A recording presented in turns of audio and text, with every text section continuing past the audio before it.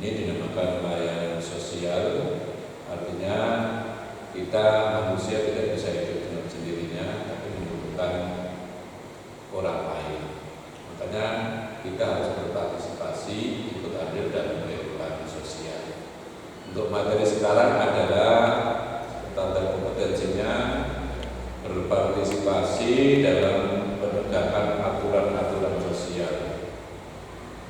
Aturan-aturan sosial itu sudah ada hukumnya, sudah baku, itu harus kita tegakkan. Dan kalau kita menjadi warga masyarakat yang ada di tengah-tengahnya, kita harus mengikuti dan menegakkan aturan-aturan sosial tersebut.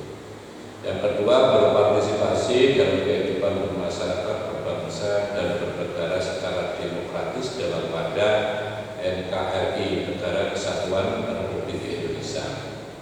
Karena kita sebagai warga negara harus berpartisipasi bagaimana kita menjadi warga negara yang baik, supaya negara kita adalah menjadi negara yang betul-betul diridhoi oleh Allah berdasarkan demokrasi dalam wadah Negara Kesatuan Republik Indonesia. Untuk materi yang pertama adalah masalah kehidupan sosial. Jadi dalam kehidupan sosial tidak bisa kita lepaskan dari tiga unsur: manusia, masyarakat, dan ketertiban. Manusia sebagai pelakunya, masyarakat kita itu adalah kumpulan-kumpulan manusia, dan ketertiban adalah hukum atau aturan yang harus kita tegakkan.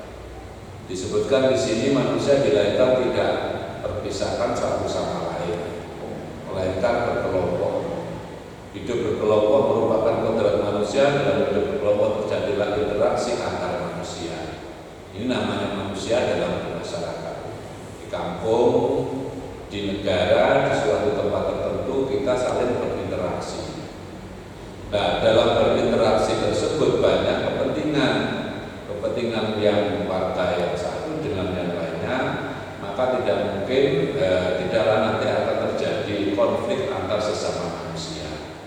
Karena adanya kepentingan yang tidak sama. Kepentingan satu orang dengan orang lain mungkin tidak sama, sehingga terjadilah konflik. Nah, untuk menghindari konflik tersebut, maka di dalam anggota masyarakat ada aturan-aturan atau norma atau kaedah yang ada dalam masyarakat yang harus kita pegang teguh. Supaya apa? Supaya konflik tersebut bisa kita selesaikan dengan baik, masyarakat menjadi masyarakat yang aman, tentram, dan damai. Inilah aturan-aturan sosial. Pertama adalah masyarakat menginginkan hidup aman, tidak ada yang tidak ingin hidup yang tidak aman, hidup yang tentram dan damai. Nah, untuk menciptakan hidup aman, tentram, dan damai membutuhkan pedoman bagi segala tingkatan manusia dalam pergaulan hidup, sehingga kepentingan masing-masing dapat terpelihara dan terjamin. Tidak ada yang didiskriminasikan, tidak ada yang dikucilkan, dan tidak ada yang dibesar-besarkan. Semuanya berpedoman pada aturan yang telah ada. Oleh karenanya macam-macam norma yang sudah dikenal luas dalam masyarakat itu ada 5. Ini untuk mengatur kita antara hidup manusia antara yang satu dengan yang lainnya dalam kehidupan bermasyarakat. Ya, dalam 5 tersebut pertama adalah norma agama. Di Indonesia tidak boleh orang tidak punya agama, harus punya agama. Karena agama harus dijunjung tinggi. Kemanusiaan, Pancasila itu ketuhanan yang Maha Esa. Norma agama itu aturan hidup yang harus diterima manusia sebagai perintah dan larangan serta ajaran-ajaran yang bersumber dari Tuhan yang Maha Esa. Kalau kita sebagai umat Islam, ajaran agama kita adalah yang bersumber dari Al-Quran dan As-Sunnah.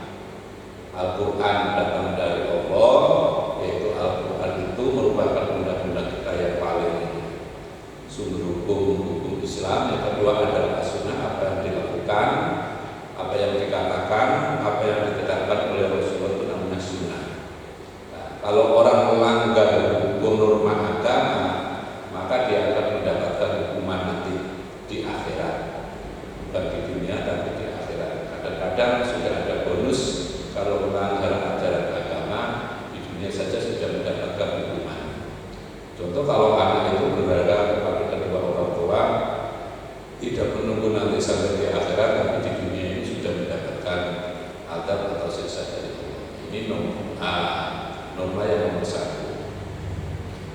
kedua, norma kesusilaan. Norma kesusilaan adalah peraturan hidup yang berasal dari suara hati sang bagi manusia. Ya, kalau yang melanggar norma kesusilaan adalah pelanggarannya perasaan yang berakibat menyesal. Ini sifatnya umum dan universal, dapat diterima oleh seluruh umat manusia karena sesuai dengan hati sang bagi manusia. Kalau melanggar dia akan menyesal. Yang ketiga ada norma kesopanan. Norma ini timbul dan diadakan oleh masyarakat itu sendiri untuk mengatur pergaulan sehingga masing-masing anggota masyarakat saling menghormati antara yang satu dengan yang lain. Ini namanya kesopanan. Contohnya dalam kampung ada rambu-rambu tidak boleh naik sepeda ugal-ugalan. Kalau kamu naik sepeda ugal-ugalan itu tidak ada dasarnya dalam Al-Quran dan hadis, tidak ada. Tapi itu ada norma kesopanan yang ada di kampung itu. Kalau melanggar norma ini akan dicela sesamanya, dilokno, kurang ajar, gak boleh sopan santun. Karena sumber norma ini adalah keyakinan masyarakat yang bersangkutan. Ini norma yang ketiga. Yang keempat adalah norma hukum. Norma hukum ini peraturan hukum yang dibuat oleh negara. Sumbernya berupa undang-undang, doktrin, dan agama, sifatnya tidak memaksa, sanksinya berupa ancaman hukuman. Ancaman hukuman itu bisa dipenjara. Contohnya sekarang zamannya COVID, kalau tidak memakai masker, kena hukumnya. Nah, itu namanya norma hukum yang sudah berlaku di negara kita.